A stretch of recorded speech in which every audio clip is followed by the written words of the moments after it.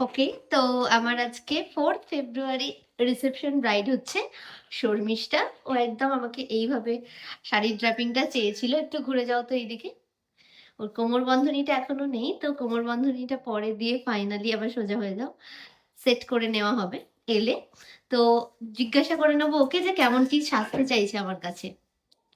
বলো? হ্যাঁ, আমি চাইছি যেন আমাকে খুব একটা কিউট লাগে আর মানে গ্ল্যামারাস লাগে। আজকের দিনটা সবাই চাই কি গ্ল্যামার হোক, একদমই তাই। তো আমিও তাই চাই। আর ওই কিউটনেসটা যেন আমার ফেসে থাকে, যে ওকে, একদম দেখেই যেন মনে হয় খুব কিউট। ওকে। ঠিক আছে। দেখা যাক কি হয়। শর্মিষ্ঠার ইচ্ছা শুনে নিয়ে আমি তো ওকে সেদিন সাজাতে শুরু করে দিয়েছিলাম। আর এই কাজটা ছিল বেশ অনেকটা বিকালের দিকেই, কারণ 4th ফেব্রুয়ারি ছিল ওর রিসেপশন, 3rd ফেব্রুয়ারি ওর বিয়ে হয়েছিল। বিয়ের সাজটা যদিও আমি সাজাইনি ওকে। তো যেহেতু সকালবেলা এসে বিকালে আবার রিসেপশনের জন্য রেডি হওয়া, তো একটু বিকাল বিকাল করেই ও আমার কাছে রেডি হতে বসেছিল। আর লোকেশনটা ছিল বেলমুড়ি স্টেশনের আগে কোনো একটা জায়গায়, আমার এক্স্যাক্ট মনে নেই। তো তোমরা অবশ্যই শেষ পর্যন্ত ভিডিওটা দেখে জানিও ও যেমন কিউট মেকআপ চেয়েছিল সেটা আমি করতে পেরেছিলাম কিনা, বা তোমাদের কেমন লাগলো আর ও কী রিভিউ দিল।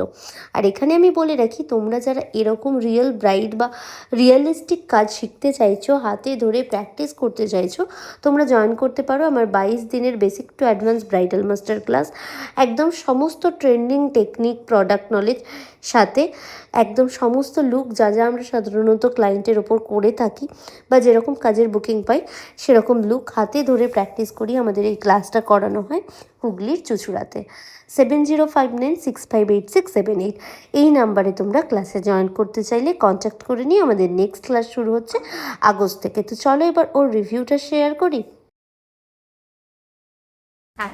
আচ্ছা, ওকে। ছেলেদের ঘরে সাজায় না? হ্যাঁ, ছেলেদের ঘরে তো সাজানো ওকে তো। একটু সাজিয়ে দিলে তো ভালো হয়।